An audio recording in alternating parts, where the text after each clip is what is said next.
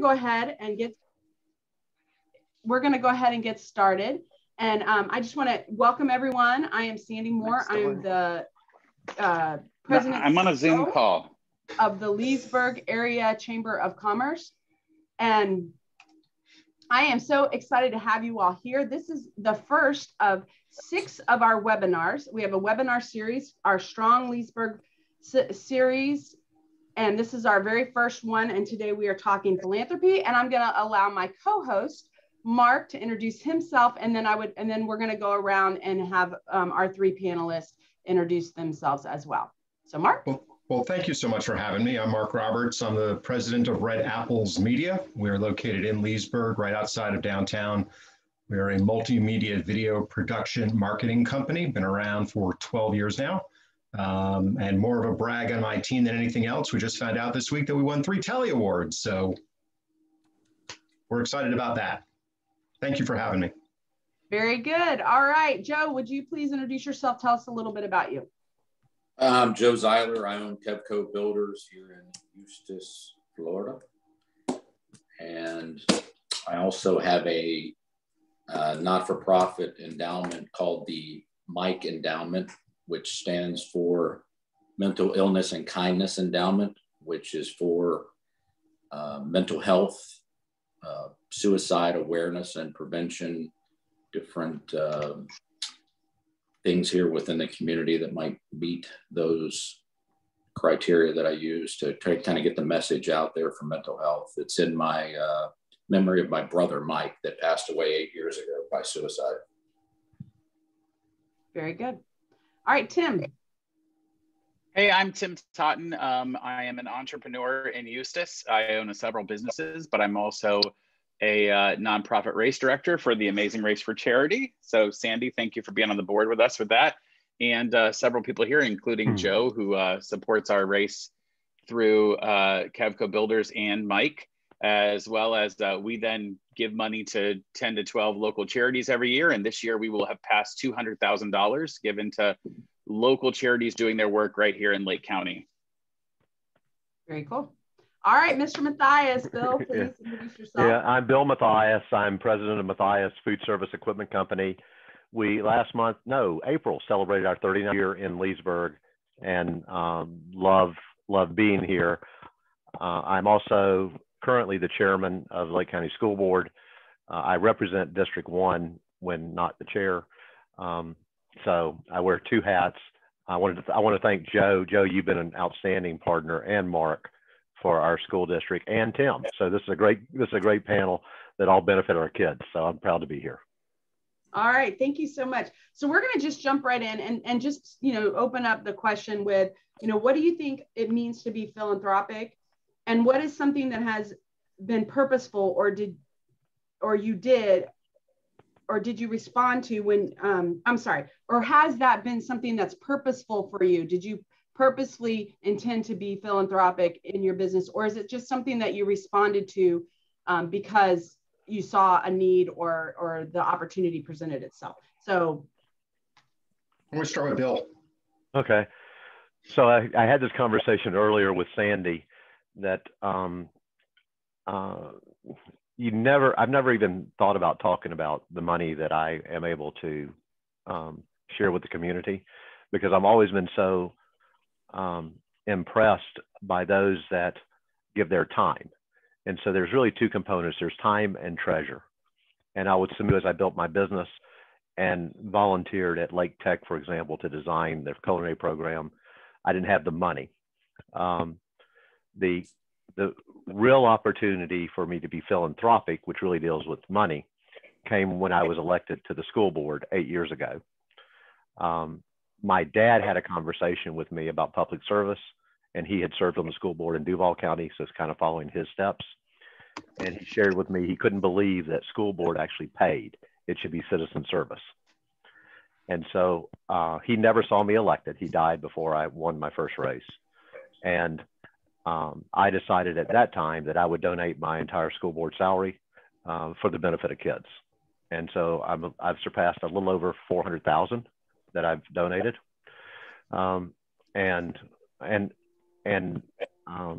again, it's not this is to honor my dad, not to really speak about it. So this is awkward for me. How about you, Joe? I don't think I ever did it out of where it was purposeful. So just opportunities have come up over the years. I mean, this goes clear back to, the dogs years ago, starting with like Companions for Courage and going out and visiting nursing homes with the dogs when Missy and I were married. So I think that it's never been purposeful. When you do it, sometimes purposeful, I think you're doing it with an intent to get something back. So it's never been that. In fact, some of the early boards that I sat on, like at the YMCA, some people made comments to me, well, you're not going to get any business out of that. Why are you doing that? And I made the comment, well, I'm not doing it to get business back. I'm doing it to give my time, like Bill said. At the time, I didn't have money to give. So it was time. And then as your business grows and you're more successful, you realize that there's other opportunities out there that do become financial, where you can make a difference here in the community. So part of it is an ethical kind of value that you have of giving back to the community that's built you up to where you are. So that's really been more of the purposeful side of doing it, is to give back with the intent of just giving back as a thank you. So do you think everything that you've given back, I mean, when you talk about that, and even I guess it's appropriate to Bill, and I know Tim, you haven't gotten to you yet, but is it something, is it just something that resonates with you when the opportunity, is it just something that really resonates with you, or is it something you think it should resonate with you, so therefore you're doing it? I mean, what makes you, what stirs that in you to want to do that? Well, Tim will probably agree, and Bill and everybody on here. I mean, the world's full of givers and the world's full of takers. So, Right. I just think it's the way you're wired. So, I mean, you're wired to give in certain ways. Bill does it through public service. Tim does a ton of stuff here locally, more than I do, to be the face of a lot of things. So I think a lot of it's just you're just wired that way.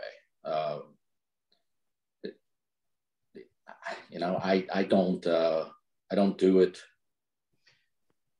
I don't know. It's weird because I'm like, Bill, I don't like talking about it either. So, I mean, there's so many things about doing it that you don't even do for recognition. So. And Joe, let me ask you real quickly, then we'll move on to Tim. Would you say that you were philanthropic prior to Mike's death, or was that sort of a trigger for you? So I was, but in different ways. So that was more of the trigger, probably from a financial, where I looked for. I mean, that really gave me a purpose. I mean, that gave me a focus of doing it, where before it was somebody asked for money and you gave it to them because you felt like you should. So, yeah. And we're going to dig deeper into that statement in a minute or two. But Tim, what say you, sir? Purposeful? What drives it? I got annoyed. I got really annoyed by people walking into, I owned a uniform store in Eustis, one of my unsuccessful ventures, which actually I think you learn as much from an unsuccessful venture as you do the successful ones. And the bell would ring as the door opened, and I think, yes, it's a customer with money to buy medical uniforms. And it was always, almost 9 times out of 10, a local group asking me for $50 to be in the back of their program for their softball organization, or to be in the school yearbook. And I thought, no one looking for medical uniforms flips through the yearbook to find out. So it wasn't, they would sell it to me as an advertising opportunity, but it wasn't. It's a feel good. It's a yes, here.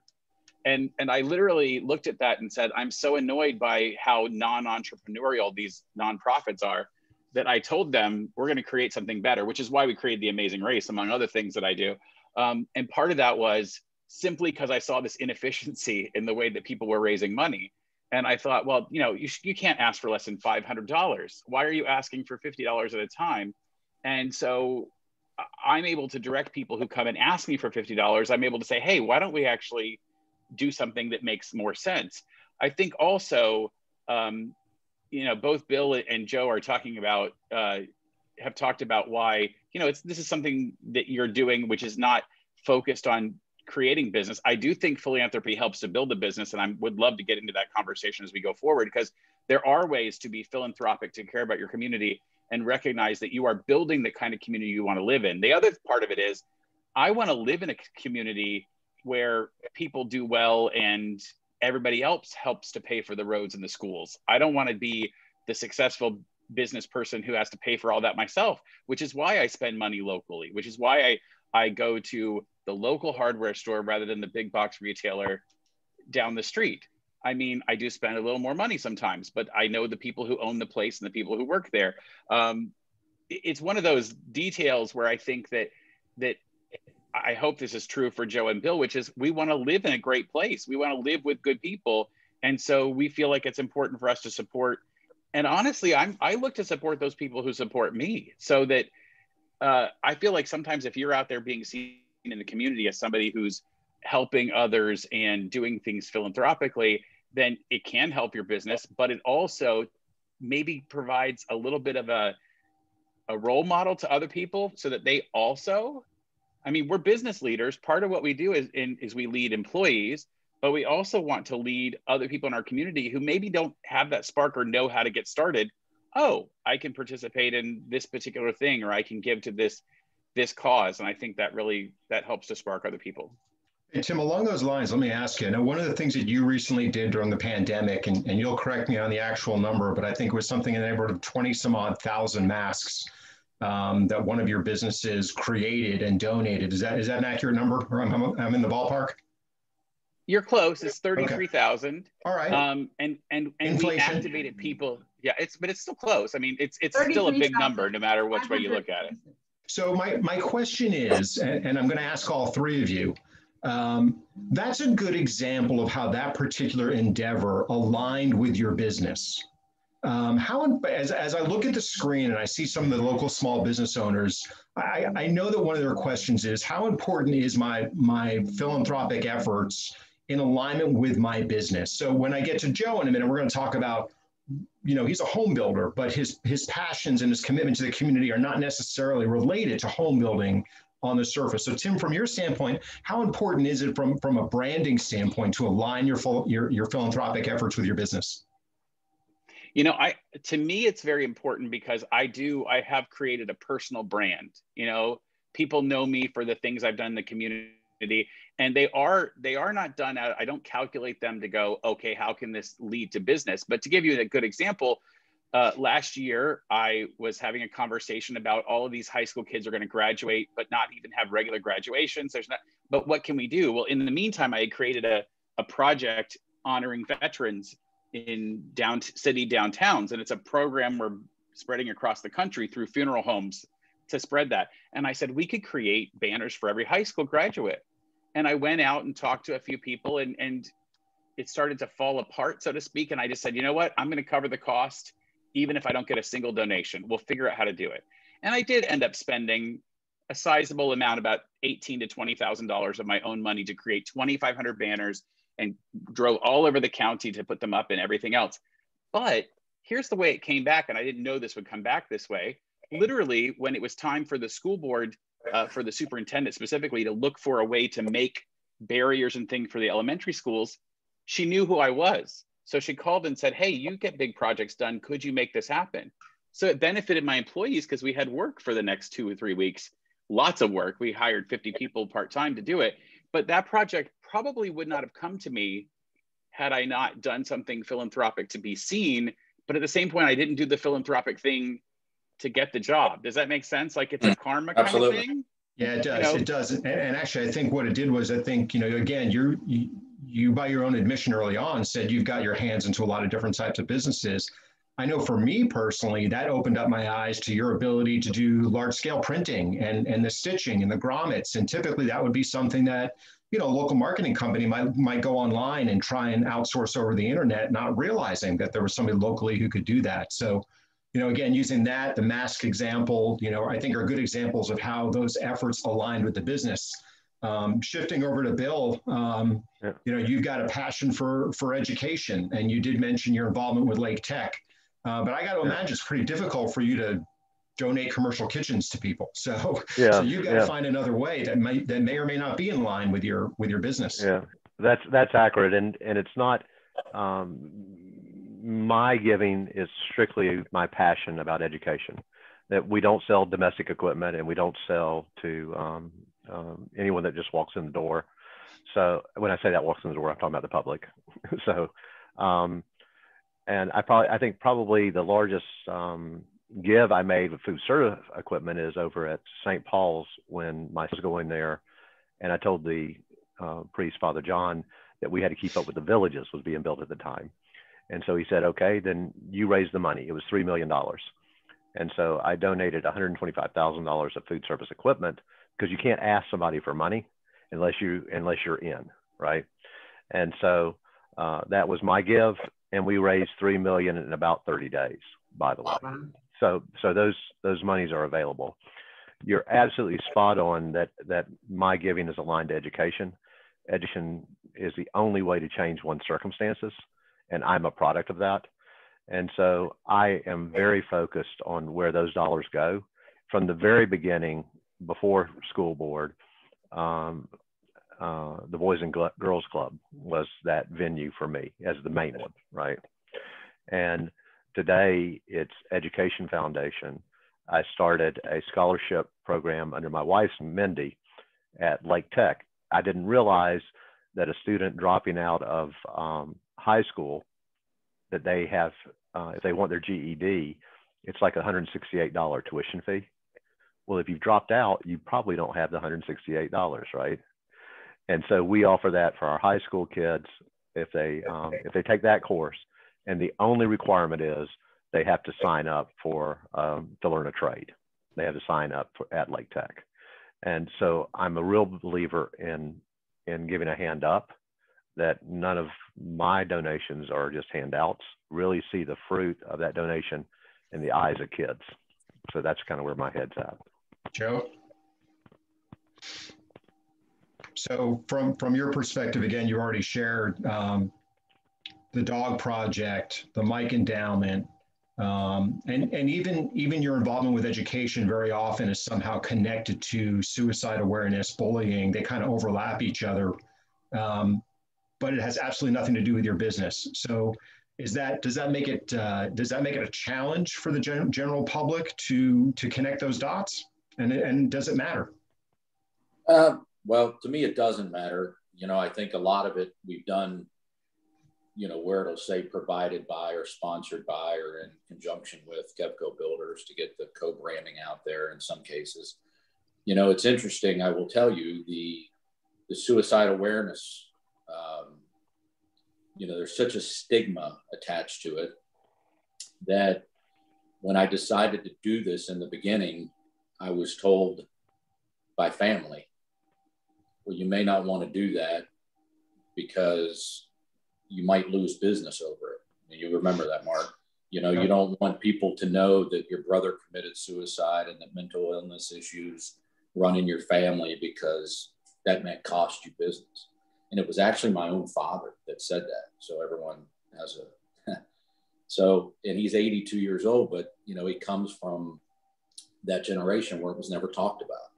So I remember looking at him and saying, Dad, if it cost me business, those aren't people that I wanted to do business with anyway, and I'm not exactly in the soup kitchen line right now. So I'll take that risk, is what I told him at the time. And he laughed it off, and he has said a lot of things now since then.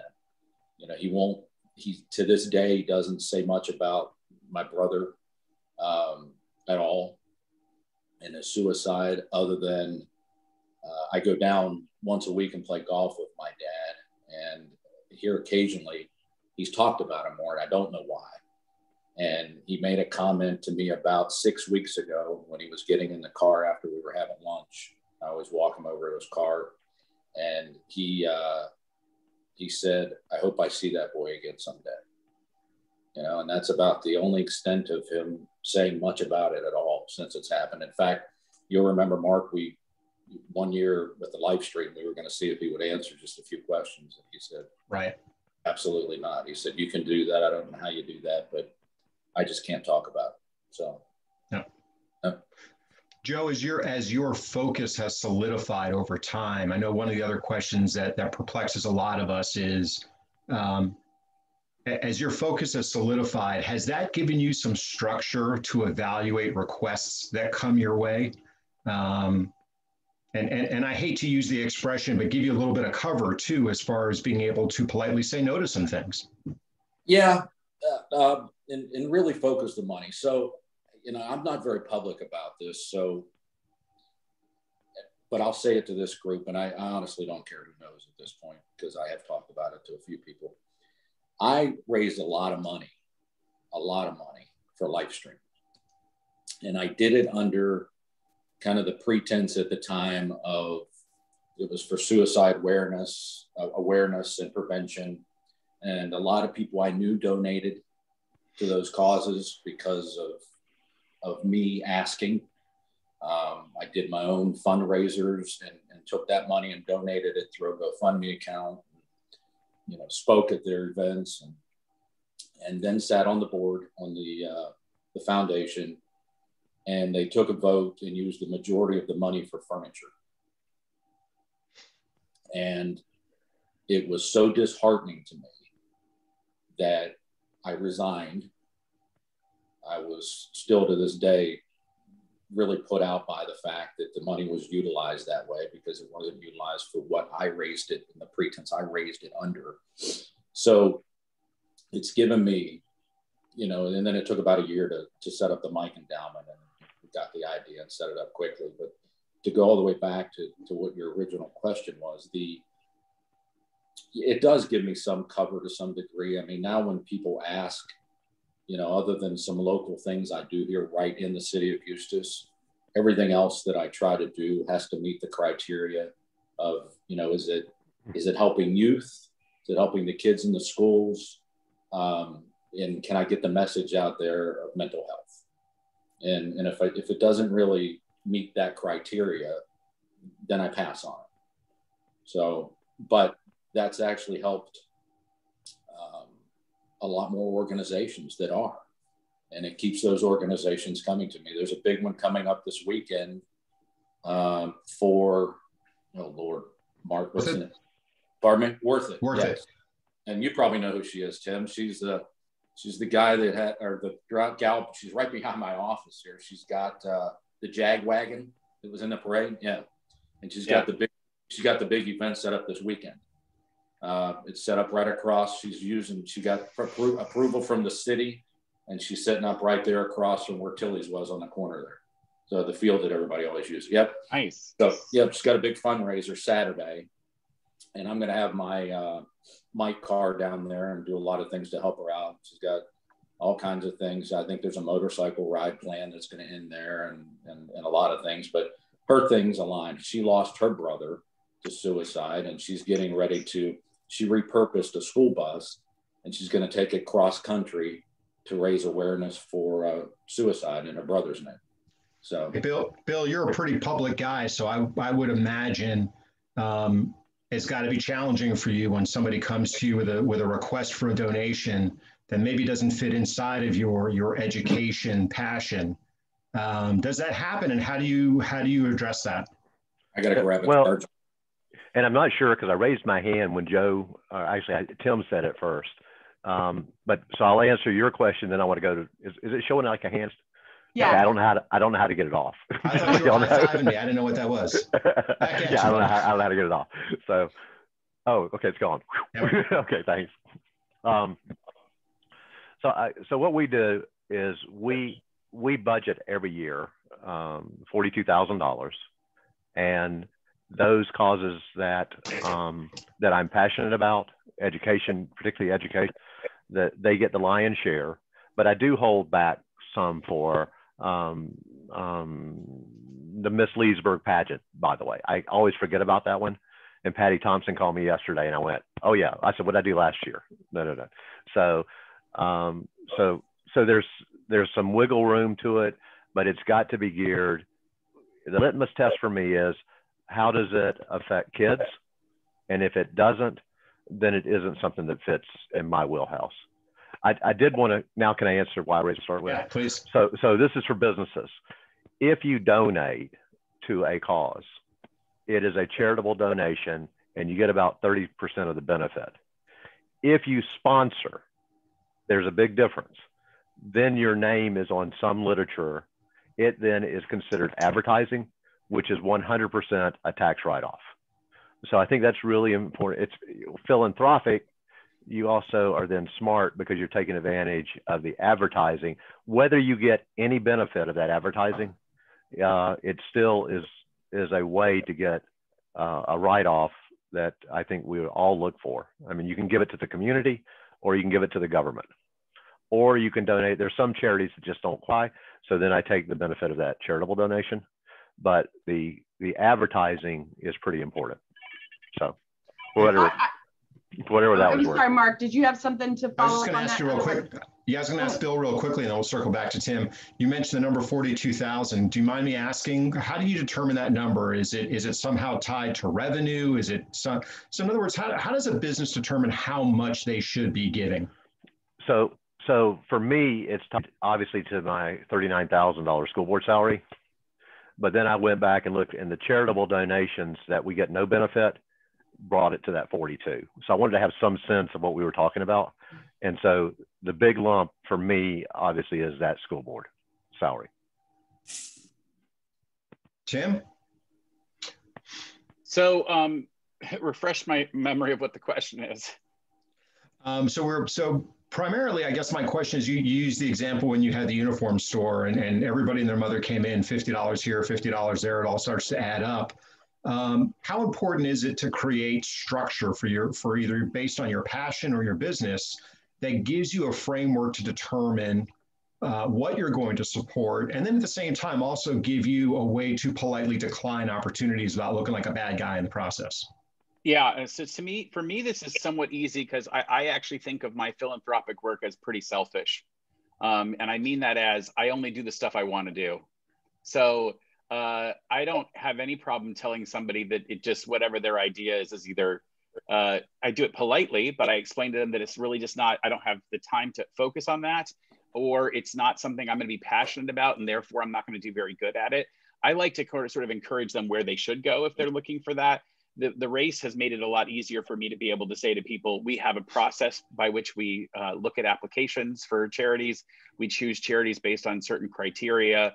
And so, and we have gotten sort of into a point where we're taking many of the same charities each year. That may discourage some people from applying only because, you know, we pick a lot of the same people each time, although we have good relationships with them. So part of the thing that I look at, and I think that most, I think successful entrepreneurs can recognize this.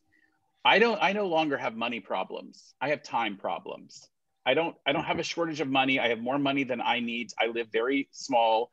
Joe probably doesn't know. I don't know if you know this, Joe, but I live 3 doors behind your office. So literally I live between you and the lady from Worth It. And I live in a tiny little 650 square foot house. I don't need a big house. I don't spend a lot of money. So I don't have issues with revenue any longer. What I have issue is I don't have enough time during the day to do all the crazy stuff I want to do. So I very luckily get to only do the stuff that really makes me excited and interested. And so that's where you get to focus on that effort of saying, I'm going to give my time to this. And I do spend thousands of hours, you know, I spend hundreds, if not thousands of hours each year on Amazing Race for Charity stuff. And I make zero benefit from that in terms of if you can quantify cash, right? But it means I get to focus on these charities that I really care about. So if somebody came to me with a charity that I had no connection to, I have no way of, it just doesn't excite me, interest me, I'm going to focus you to somebody else. And I can then say, here's who might be interested. Or, and I hope we get into this conversation, I can turn my employees on to supporting charities they care about by using company funds to help my employees choose who they might want to help with.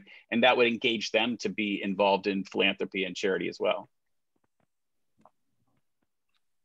I'm curious, and as you were talking about this and having, all the more time and everything, how has being philanthropic and giving of that time and those and treasures, as Bill called them earlier, how has that changed you all, or has it, that giving experience, has that changed you over the years? How has that changed you?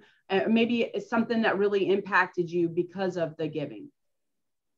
Tim, if you want to go first, I saw you nod your head. You were the only one that nodded. Yeah. I you know what it does? It has allowed me to do the stuff that I always would want to do anyway. I want to live in a better community, so I want to improve other people's lives. I think that for me, the efforts that I make in our community immediately pay off because I feel like I live in a better place. And I think as entrepreneurs, we're actually uniquely situated to lead people to do better in their own lives even. So in other words, when you get out there and lead by example and go help with something, then people who may not have the creativity to think of it themselves then go, oh, hey, I could get involved with that. And a good example, Sandy, as you and I both know, is a couple of weeks ago, we put on the Amazing Race for Charity, and 200 plus volunteers come together who would not have come up with this thing on their own. But right. Again, I can't do it all on my own.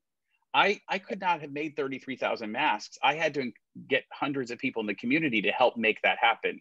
I didn't put up 2,500 banners on my own. I had to engage all of those school teachers, the principals, the staff at the schools. We had to get all that together to make it happen. I had a bunch of volunteers helping to sort through and make sure all the names were spelled right and match the pictures and all that other stuff. So part of what I have gotten to do is become even more of a leader by saying, I'm going to be philanthropic. I'm going to get out there and people are going to say, Tim is giving up his time and his treasure and his energy. I want to be part of that. And so we get to unlock for a lot of people the why of giving, and where they go, oh, I can give too. Because I think a lot of people just don't know where to start, right? So you sometimes get people in the community who they don't know how to start. Bill talks about giving commercial equipment to the church. By what you said, Bill, was great, which is by giving that and showing people that you were part of it, it encouraged them to become part of it. Joe gets to do the same thing by pushing out there into the community and saying, I'm going to talk about suicide, how it's affected my family, about awareness, and support other organizations like Worth It and others. Then he gets other people to go, hey, I should probably do that too. I mean, Joe has no reason financially to do that for his business, but he's out there. It's a great example for other entrepreneurs as well. Let's say one of our small businesses that's watching this arbitrarily comes up with $1,000. And at some point during the course of the year, they're going to donate $1,000. And that is not to dismiss the time and resources part of the conversation, which we'll come back to. What are your philosophies on, do you spread that $1,000 across as many places as you can, or do you have $1,000 impact on a specific project, person, location? And part of what I'm going to lead into, for instance, Joe, I know you created a scholarship with Lake Sumter State College, and I want to say it's in the $5,000 range. And you have the ability to look and see, okay, well, here's an individual, and I remember the very first one that you donated to, and what he's achieved in life versus could you have affected 5 people maybe at a lower level with $1,000 a piece. So what are your philosophies on how to spread that money? Big single impact or spread it across the board? Personally, I like to spread it out, primarily because I've realized, and this goes over into personal too, for just helping, and think about it, and this will put it all the way down to a grassroots level. We did the backpacks for Livestream. That individual backpack with the personal care items in it, and what did we maybe have in that, $25 for a backpack with all the things? Look at the impact that $25 will make on that individual's life that's living on the streets. And then that kind of puts it all the way down to that grassroots level when you look at it that way. And that's the way I look at a lot of it as far as spreading it out. There's a small there could be a small organization out there. What started crazy with Isaac, has just blown into something now. But with Isaac Dees, I don't know if anybody knows, but I fund free mental health counseling. And what started out with a $2,500 donation to Isaac to help fund has turned into $2,500 now about every 45 days, because we've helped almost 90 people now with free mental health counseling. So, spreading it out to me has the greatest impact across the entire community versus one lump sum, which was like I did with Livestream, no disrespect, but that's the way I did it with Livestream in the past. So I've seen both sides of it. Bill, what are your thoughts on that? And I think there's multiple sides. Again, with my passion, I always look at our kids as we're planting trees, not annuals. So you're making an investment.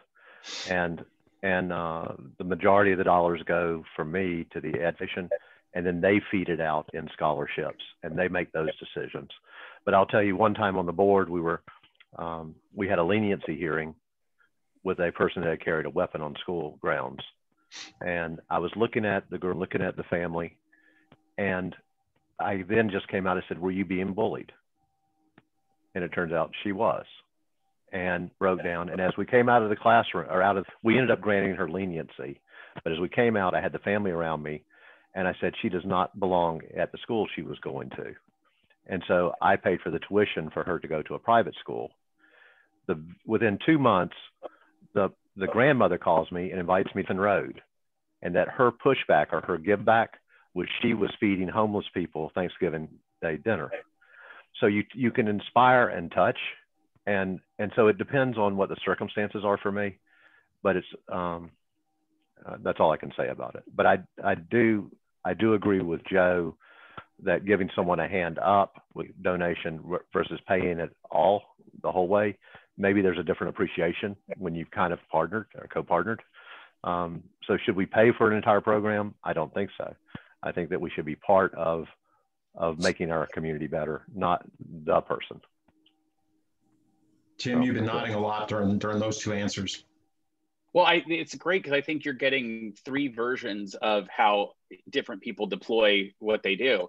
I'd like to point out a couple of really concrete examples I think that can help those business owners listening to this and thinking about how they might get started with philanthropy.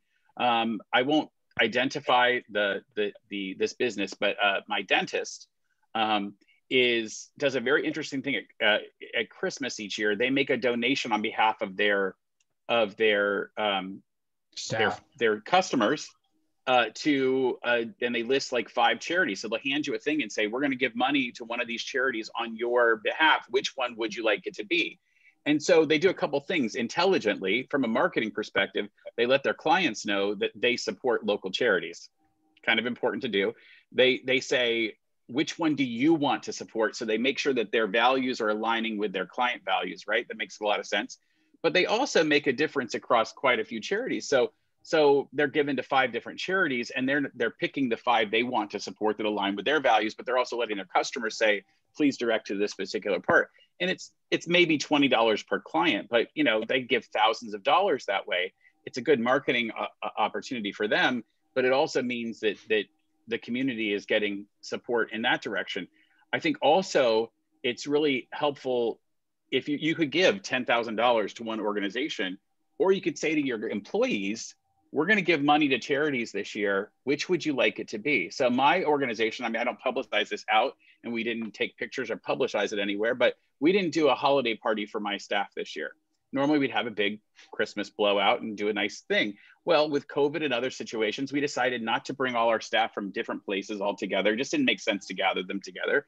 And so we said instead, if as long as it works for everybody, we'd like to give a donation to the food pantry, which we did. We wrote a several $1,000 check for what we would normally spend on a big get together.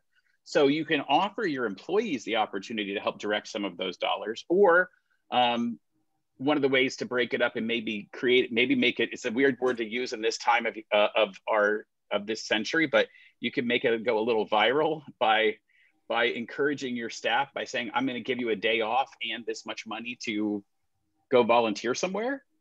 And they can then maybe ignite virally within them the desire to do more in their community when they see the opportunity to do it. I think there's a lot of great opportunities for our business owners who are listening to this to say, okay, I don't have to have $100,000 to give. I don't have to go create a capital campaign for a big organization. I can go do it with, like you said, $1,000. Well, $1,000, if you have 5 employees, do you want to give them each $200 to give to their favorite local organization? Do you want to schedule a day where you take that $1,000 and go build something for a local education group or something else? I mean, there's a lot of opportunities of how to use that. So even $1,000 can go a long way and doesn't have to all be given to the same place. You know I think what? that's the brilliant, I'm sorry. No, but go ahead. Tim, that is brilliant. And I think that it doesn't have to be big numbers when we're talking about being philanthropic. It can be $500, you know what I mean? And so that is a brilliant point. Anyone can do that. And I love the idea too of what you're saying, you know, as far as like businesses being able to, one, respect their, you know, employees and giving them a voice, but even, you know, the impact you could make. So for, you know, for example, if, you know, as employees, if you said, hey, we're going to pay you, you know, we're going to give you a paid day off to invest in our community, whether you go, you know, whether you go into the schools and read to the kids, or whether it's, you know, whatever it might be, you're going to the animal shelter and you're donating, that's part of, you know, so you're encouraging them to be philanthropic, you're giving them that opportunity. And you could possibly even make an impact because of that, you know, being volunteer. I know, I want to say it was the city of Eustis possibly that had a thing at one point. I don't know if they still do it. Bill, you might know, Tim, you might know, but where they were allowing their employees, like, I don't know, like half a day to go and volunteer in the schools or something to that extent. They were doing, they are doing mentoring. Yeah. And I think that's brilliant. Yeah. I mean, you know, because we talk about the need in our schools to have mentors, to have more adults engaged, positive adults engaged within the school system. And there's a city that's putting their money where their mouth is, so to speak. Yeah. So not just, you know, businesses, but they're, you know, and I think you could do the same thing with your business as well. Now, I think it's really neat. Being fair, that's not my district, but that's pre-COVID that I knew they were doing that. I'm not certain if it's. Yeah, I don't know if they're still doing it last year, but I remember. I don't think they would have done it last year because we had very specific safety protocols. So maybe they'll start back up next year. We talked a lot about money during the you know, the first 45 minutes of this conversation, and you guys touched on it earlier. I think Bill was the one that said we've got time and we've got treasures. Let's talk about the time portion. Let's talk about expertise in a particular area. For those that maybe just don't, maybe they're small businesses, maybe they're new businesses, maybe they don't have the financial funds, but they've got a resource, they've got a talent. What would you say to those people as far as the value of being able to invest that into their community? Well, I think it's critical, and you've got Sandy Moore sitting right there that would accept any volunteers. So there are plenty of amazing things going on. Tim mentioned in Eustis the Amazing Race and the volunteers.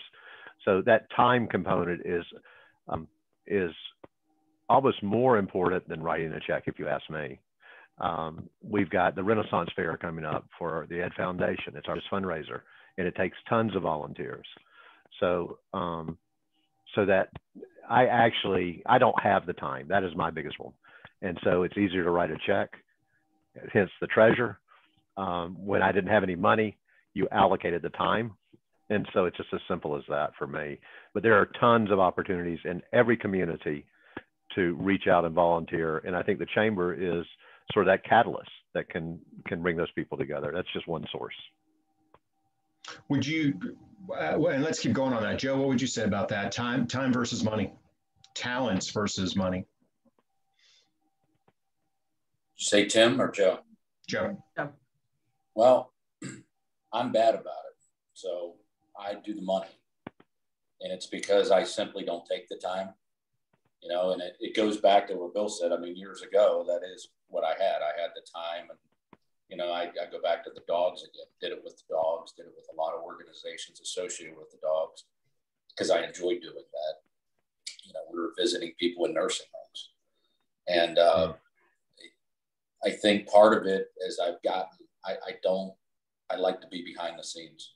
I don't mind giving the money to the organizations, but I don't care to be there for the recognition. I don't care to be there for So I don't put the time in like I did in the earlier years. Tim? I think Tim does both. Well, you know, the other part of it is I learned a while ago that my business thrives when I actually delegate things to other people. And it was the hardest thing I ever learned as a business owner, as an entrepreneur, was that if it's only going to be me doing it, then I'm going to be limited by how big I can get. So, you know, my main business sells blankets and quilts to funeral homes. We make them for people all over the world. We're the biggest manufacturer of those up in Umatilla. I have 5 people who work every day, literally making those things. And I have a bunch of part-time employees that work out of their houses. So I learned that I can't do all that. So I do have a little more time because I've delegated a bit of that. But yeah, time is the most precious thing I have, which is why at some point, you know, even though people say money can't buy happiness, there's been a number of studies that talk about, yeah, up to a certain extent, it actually can, because it buys you conveniences, it buys you, but above a certain amount of money, it's just more money. It's just, you know, you just accumulated more. So then it becomes, what can you do with the money, or what can you save yourself so you have time to do the stuff? Because we can see from the people in our own world who have lots and lots of money, billions of dollars, that you can get a lot of money, but we're all getting the same amount of time. So we either have to make our time, you know, more valuable. I will want to point out, though, that you just asked a question. I think this is really useful for the people listening, which is those business owners who maybe aren't at a level where they've been in business for 30 plus years, like Bill. I've been in business over 20 years in my business. Joe, you've been around for quite a long time. I don't know the exact timeline of how long you've been in business, but we've reached a level at some point where, you know, some of that really gets rolling. If you're newer in business, investing your talent makes a lot of sense. I'm going to call on Jessie Flynn for a moment. I'm not going to ask her to say anything, but I put on an event the last couple of years called Jungle Feast to benefit Trout Lake Nature Center. And we raised $20,000+ for this event. Literally, Jessie Flynn, the first year, I went to her and said, would you please help us?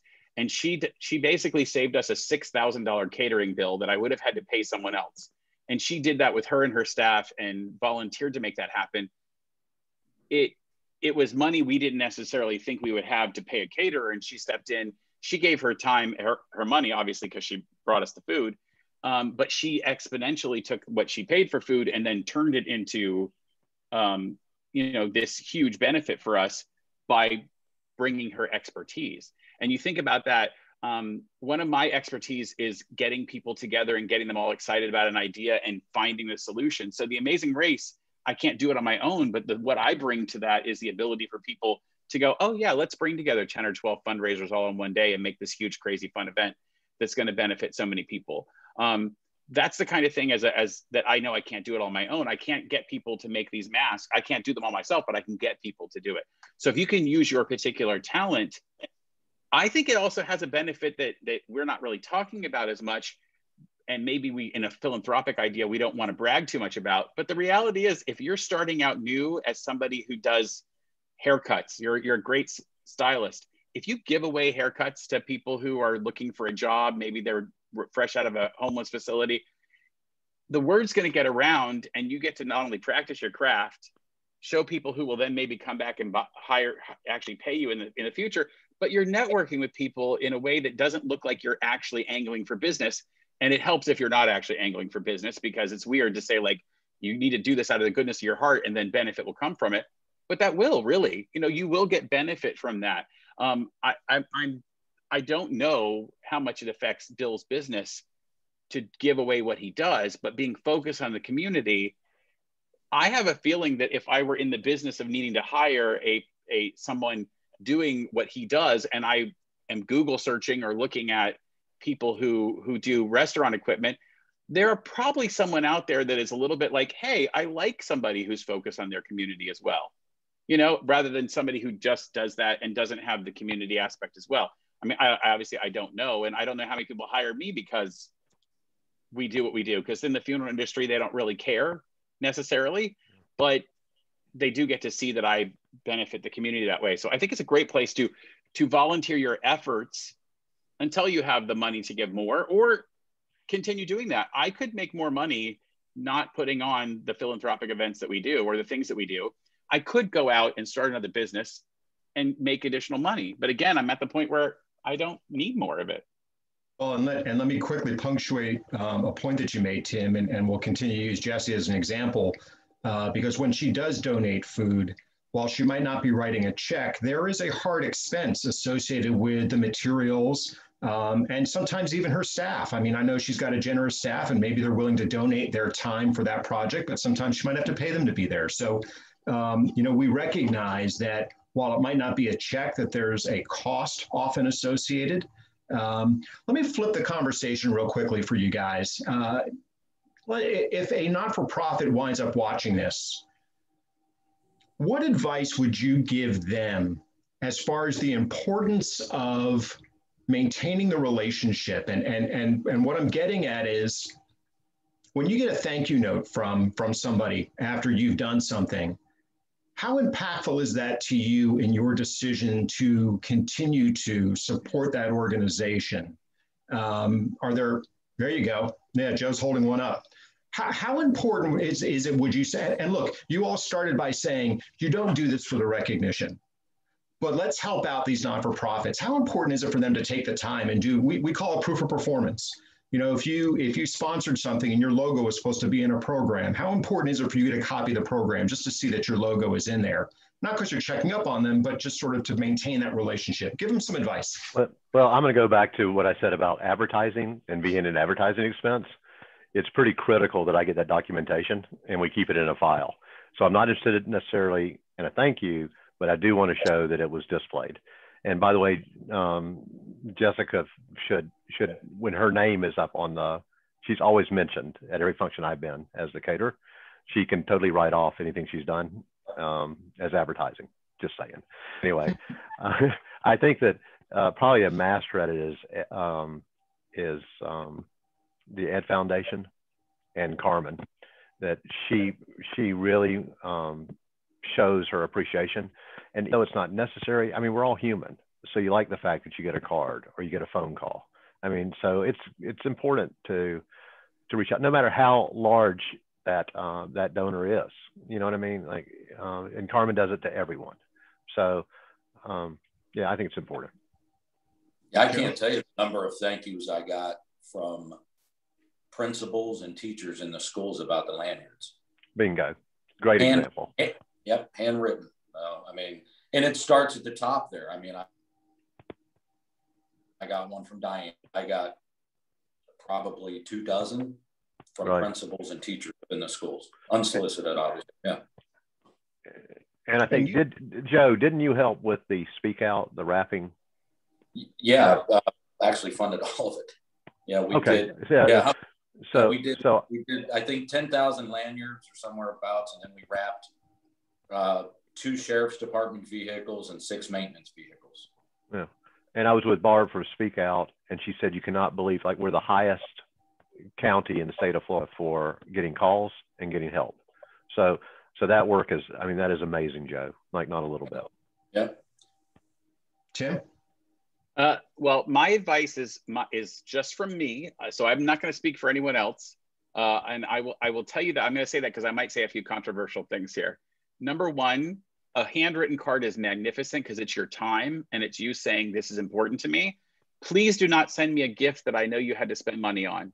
Because if I just gave you $500 and you spent $50 to give me a gift, I'm going to ask you why, as an entrepreneur, you did that. That is a stupid thing to do. Now, if you got them all donated from someone's laser engraving business, shameless plug for my laser engraving business. So noted.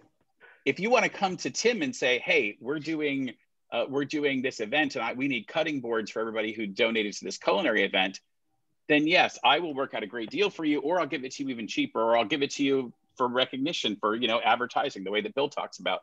So I would say, please don't give me a gift. Probably I'm not going to use it anyway because it has your logo on it, and I'm not using wine glasses with your logo on it. That makes me look cheap at my house when people are over. But do send me a personal thank you. That's fantastic. Also, please, as a nonprofit, do this. Write down who gave you money last year, how much they gave you. And then when it's time for me to write another check with plenty of notice, reach out to me and tell me what impact my money had last year. Hey, last year, because of you, we gave $35,000 to these 10 local charities who all do work within this county. We're hoping to do it again. And these are the charities we're giving money to this year, or this is what our charity is going to do with it. And To Joe's point, maybe spend the money on what I raised it for from earlier. That's an important thing to do. So if you can show me what value it had, because I am personally, in my life, I'm an entrepreneur first and a philanthropist second. And as an entrepreneur, I treat my philanthropy like entrepreneurship. I'm looking at how to do it better, how to do it more efficiently, how to actually have the biggest impact. And so from that perspective, I want to know that you got results. I want you to track the things I track as an entrepreneur, because I'm going to tell you, I know exactly how much every one of my advertisements has benefited me when I advertise in one of the big trade journals for the funeral industry, or when I do targeted Facebook promotions for Father's Day gifts, engraved Father's Day gifts. I pay attention to all that stuff. I know what each of my competitors are doing, and I pay attention to those things. So I want you to pay attention and be able to tell me what effect it had. And then I'm more likely to write you that check, or maybe an even bigger one if I see that the ROI is going to be really good. And I would imagine for the organizations, it's easier for them to establish those reoccurring donations if they've established a relationship. And it's not just the once a year email that says, hey, you supported us last year and we're hitting you up again this year. Right. Joe is more likely to give somebody a donation again who personally recognized what he did and told him what effect it had. Bill knows the effect of the Miss Leesburg pageant, but he might need the phone call. Like, you got to reach out to us. I'm not going to remember necessarily because we all have time problems. Sandy, we're coming up on our end. Yeah, we're going to have to go ahead and wrap it up. I just want to thank everybody for the comments and the discussion. I think it's been really good. I do want to point out one thing, and I think Tim brought it up, but I think it's obviously appropriate for everyone here, including even my co-host, Mark. And that is, about the giving to build a better community. I mean, really everything that we do in that philanthropic, endeavors, that's really what we're doing. We're building a better community. And I rely on very much, I appreciate the fact that everybody has different passions. So then I don't feel like I have to have the passion for everything. I love the fact that there's some people that their passion is dogs and animals. And I love animals and dogs, but that's not necessarily where I want to put all my efforts. But I'm grateful for the people that do, that put their efforts in those areas.